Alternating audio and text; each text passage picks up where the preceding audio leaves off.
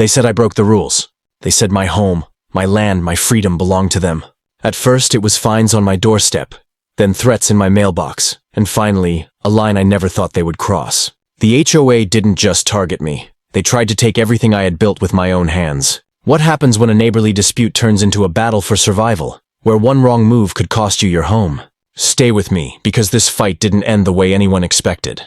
Life in my neighborhood started out quiet, almost too quiet. I had moved in with the hope of finding stability, a place where I could raise my family without chaos. The streets were lined with neat hedges, houses painted in the same soft tones, and lawns trimmed to perfection. On the surface, everything looked peaceful.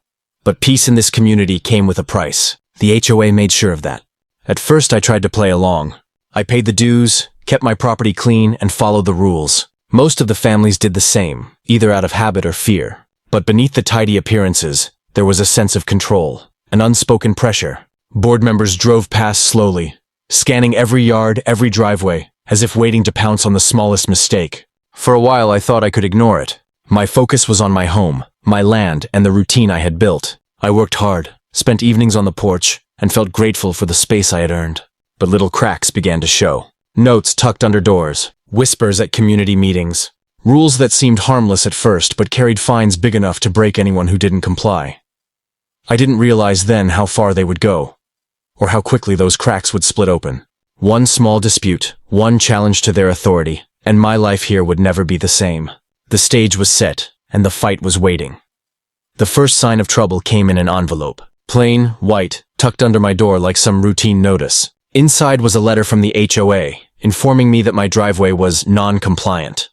The reason? A faint oil stain from my truck. They demanded it be professionally cleaned within 10 days, or I'd face a fine of $150. I shook my head in disbelief. A small stain, from a vehicle I use daily, was apparently enough to trigger their authority. I cleaned it myself, but the notice was only the beginning. Weeks later, another letter arrived. This time, they claimed my lawn was 2 inches higher than regulations allowed. I measured it myself. It wasn't. Still, the HOA insisted, threatening another fine. I started to realize that this wasn't about rules. It was about power. Someone on that board had decided I was their target, and they were going to squeeze me until I either bent or broke. Every month brought something new. A warning about my trash bins not being pulled in quickly enough. A complaint about my shed being too visible from the street. They even accused me of parking my truck at an angle that disrupted the neighborhood's visual harmony. Each time I fought back, each time I proved them wrong, but the fight drained me. It wasn't long before I noticed the stares. Neighbors who once waved now turned away. At HOA meetings, I'd feel the weight of their eyes, whispers carrying across the room. The board fed them lies, that I was reckless, that I was trying to ignore the rules, that my property was dragging down their values. And the more I pushed back, the more they painted me as the villain. Then came the day that changed everything. I received notice that the HOA planned to block access to the only road leading to my property. Their excuse? Preservation of community safety. In reality, it was retaliation. Cutting off that road meant cutting off my connection to the outside. My work, my supplies, even emergency access. They were trying to isolate me, force me to surrender by making my life impossible. I tried reasoning with them, attending the next board meeting to plead my case. But the moment I stepped into the room, I knew it was a trap. Their agenda had already been written, their votes predetermined. They dismissed me with smug smiles and hollow words. Rules are rules, they said. But these weren't rules. They were weapons. As the blockade went up, neighbors celebrated like it was some kind of victory. They had no idea what it meant for me, what it would do to my daily life. Deliveries stopped. Friends stopped visiting. Even an ambulance struggled one night when a neighbor's child had an asthma attack. The board didn't care. To them, my suffering was a trophy. I thought about giving up, selling my land, walking away, starting fresh somewhere else. But then I remembered the years I had poured into this place, the sweat and money that built it. Why should I lose everything just to satisfy their power trip? No, I wasn't going to back down, so I began watching them. I kept records of every fine, every false claim, every decision they made that violated their own bylaws. The more I uncovered, the clearer the picture became. This HOA wasn't about protecting the community. It was about enriching a handful of people at everyone else's expense. They misused funds, pushed selective enforcement, and hid behind closed-door meetings. And I had the proof, but proof alone wasn't enough. If I came at them head-on, they'd bury me in legal fees until I drowned. I needed another way, something they wouldn't see coming. Late nights turned into long plans, quiet phone calls, research, even a few conversations with former board members who had been pushed out. Slowly, I built a strategy. Still, the pressure grew heavier. They increased the fines, sending collectors after me. They posted letters on my fence, warning of liens against my home. Each day, the walls closed in tighter. Friends told me to be careful, to let it go, but they didn't understand. This wasn't about one road, one fine, or one rule. It was about standing up to a system that thrived on fear. The tension reached a breaking point one evening when I found tire marks across my yard. Someone had driven through deliberately, tearing up the ground. When I reported it, the HOA accused me of fabricating the damage. That's when I knew they wouldn't stop. Not until I was gone, so I doubled down. Every move they made, I tracked. Every violation of their own rules, I documented. And while they thought I was cornered, I was digging deeper. Not just into their corruption, but into a plan that would turn their own tactics against them. What they didn't know was that I was preparing something they would never expect. Something hidden. Something that would expose everything they had tried to bury. And when the time came, the entire neighborhood would see them for what they truly were. The board thought they had won. The road was blocked, the fines were piling higher than I could count, and the community had turned its back on me. I was painted as the stubborn holdout, the rebel who refused to respect the rules. And then came their boldest move yet. A formal notice that they were initiating foreclosure proceedings on my home. They believed I had fallen far enough behind on their manufactured fines that they could legally take my land. My land. The place I had built with my own hands. The letter wasn't a warning anymore. It was a declaration of war. I didn't crumble. I didn't panic. By then, I'd been preparing for this moment for months. I had spent sleepless nights gathering documents, photographs, recordings of board meetings, testimonies from neighbors who had quietly suffered under the same corrupt leadership, but had been too afraid to speak. All of it was ready, and when that foreclosure notice arrived, it became the match that lit everything I had prepared. The next HOA meeting was supposed to be routine. Their plan was simple. Announce my non-compliance, fast-track the foreclosure vote, and parade their victory in front of the community. But I was there, waiting, with folders tucked under my arm. The room was full. Neighbors crowded into metal chairs, the board members seated at their table like royalty on a stage. They didn't look at me as I entered. To them, I was already finished. The president cleared his throat, shuffled his papers, and launched into his speech. He spoke about order, about rules, about how one homeowner's defiance threatened the harmony of the neighborhood. He painted me as reckless, irresponsible, and dangerous to property values. Whispers spread through the crowd, some nodding, others sitting stiffly in silence. And then it was my turn. They hadn't expected me to stand. They hadn't expected me to speak. I raised my voice, steady and loud enough to cut through the room. If you want to talk about rules, I said, then let's talk about how this board has broken every single one of them. Gasps rippled through the audience. The president's smile faltered, and I opened my folder. Page by page, I laid it all out. Misused community funds, secret contracts awarded to companies run by board members' relatives, selective enforcement of fines, targeting those who questioned them while their friends broke rules without consequence. I even had proof of the road blockade being pushed through without the required vote. Every accusation wasn't my opinion. It was backed by their own documents, their own signatures.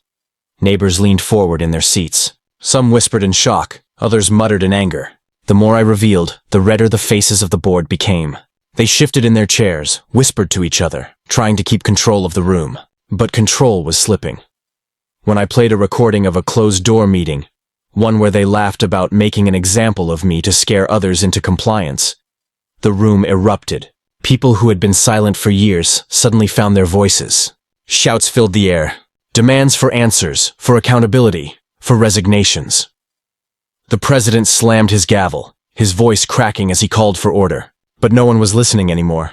The facade of authority had crumbled. Neighbors stood up one by one, calling out their own experiences. Bogus fines, harassment, intimidation. Stories that mirrored mine, stories that proved this wasn't about me alone. I looked at the board and saw fear. The same people who had tried to strip me of my home, who had smiled while they bled me with fines, were cornered by the very community they had ruled over. And then, the final blow. I revealed that I had already filed a formal complaint with the State Attorney General's office. Every piece of evidence I had shown was now in the hands of investigators. This wasn't just about HOA politics anymore. This was about fraud, corruption, potential criminal charges. The room went silent for a moment, heavy with the weight of what I had said. Then the silence broke into chaos. Neighbors shouting, board members scrambling, the president pale as a ghost. For the first time, the power shifted. They weren't the untouchable rulers anymore. They were the accused, exposed in front of the very people they had claimed to protect. As the meeting dissolved into shouting and demands for resignations, I stood quietly, watching. I had fought them for months, endured their pressure, their lies, their traps, and in that moment I saw it. The beginning of their downfall. The road they had blocked would soon be reopened. The foreclosure threat would collapse under the weight of their misconduct, and the neighbors who once turned their backs on me were finally starting to see the truth. But the fight wasn't finished yet. Exposing them was one thing.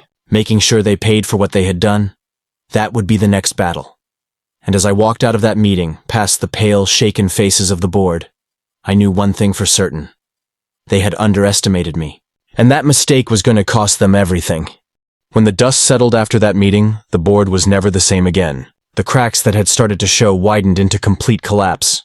Within weeks, 2 board members resigned quietly, slipping away before the pressure grew too heavy. The president tried to hold on, but his authority had vanished. Every neighbor looked at him differently now, no longer with respect or fear, but with suspicion. He had ruled with intimidation, and once the curtain was pulled back, he had nothing left to stand on. The community demanded answers. Emergency meetings were called, not by the board, but by the homeowners themselves. People who had once stayed silent now stood tall, recounting years of being fined for things as small as garden decorations, while board members had built unapproved extensions to their own homes. Stories poured out, some of them small, others shocking. A neighbor admitted they had been threatened with liens for late fees that weren't even valid. Another revealed how they had been forced to repaint their house 3 times, each time at their own cost, because the board kept changing the approved color scheme. The truth spread like wildfire. It was no longer my word against theirs. It was dozens of voices rising at once, and for the first time, the board couldn't silence them. Investigators stepped in not long after. The complaint I had filed with the state attorney general's office moved quickly because of the sheer amount of evidence. Bank statements were subpoenaed. Contracts were reviewed. Misuse of funds became undeniable. Money collected from homeowners. Money that should have gone into maintaining the roads, the pool, and the landscaping had been funneled into consulting fees and administrative costs that led straight back to board members' families and friends. The scandal spread beyond our neighborhood. Local news picked it up, running headlines about HOA corruption and community in revolt. Cameras showed up at the gates, catching board members sneaking out of their homes, trying to avoid attention. The president, who had once strutted into meetings with his chest puffed out, was suddenly hiding from reporters, his face plastered on the evening news as the man who betrayed his own neighbors. For me, the changes were immediate. The foreclosure threat vanished. The liens they had tried to file against my property were dismissed when investigators confirmed they had no legal standing. The roadblock they had built was dismantled by order of the county, after it was proven they had pushed it through illegally. The path to my land was open again, and with it, a sense of freedom I thought I had lost forever. But the resolution wasn't only about me. Neighbors who had once avoided eye contact now came to my door, some to apologize, others to thank me. They admitted they had been too scared to speak before. They told me stories I hadn't even known about: harassment, intimidation, financial pressure, all hidden under the guise of rules. My fight had given them courage, and together, we had taken back our neighborhood. When a new election was held for the HOA board, the turnout was larger than anyone had ever seen. People who had skipped meetings for years showed up, determined to have their voices heard, and for the first time, the board wasn't filled with the same faces rotating power among themselves. New leaders stepped in, neighbors who wanted fairness and transparency, not control. The entire atmosphere shifted. Meetings became open discussions instead of staged performances. Budgets were shared publicly. Rules were enforced equally, not selectively. It wasn't perfect. No community ever is. But the difference was night and day. Instead of living under constant surveillance, people felt free again. Kids played in yards without parents worrying about violations. Families decorated for holidays without fear of fines. The neighborhood started to feel like a home instead of a prison. As for the old board members, their downfall didn't end with embarrassment. Investigations uncovered enough evidence to pursue charges of fraud and embezzlement. Civil lawsuits followed, filed by homeowners who had been wrongfully fined or intimidated. The president faced the harshest consequences, losing not only his position but also his reputation. For a man who had built his identity on power and control, the public humiliation was its own kind of justice. Looking back, the most powerful impact wasn't in tearing down the corrupt board. It was in what grew after. The neighbors who had been divided came together. Friendships formed where suspicion once lived. We created committees for real improvements, fixing the drainage issues that had been ignored, renovating the community park, setting up transparent systems so no one could abuse power again. I realized something important through all of this. An HOA, at its best, should exist to serve the community, not control it. Rules should protect property values and safety, not crush individuality. Leadership should be accountable, not untouchable. When those principles are twisted, it doesn't just cause inconvenience. It destroys trust, breeds resentment, and tears people apart. But when accountability is restored, when fairness returns, it can rebuild a community stronger than before. And personally, the fight changed me too. I had been pushed to my breaking point, cornered by people who thought they were untouchable. But standing up, even when it felt impossible, proved that power built on fear only lasts until someone refuses to bow to it. I didn't just defend my home. I showed my neighbors that they didn't have to be silent anymore. Even now when I walk down the street, I see reminders of the battle. A garden gnome someone once had to hide now proudly displayed on a front lawn. A pickup truck parked openly in a driveway without threatening letters attached to the windshield. Children riding bikes on the road that had once been blocked, their laughter echoing like a promise that things had truly changed. But I also see something deeper. People talking, sharing, looking out for one another. Because the truth is, the HOA had never been about community. It had been about control. Once that control was broken, the real community finally had space to grow, and so,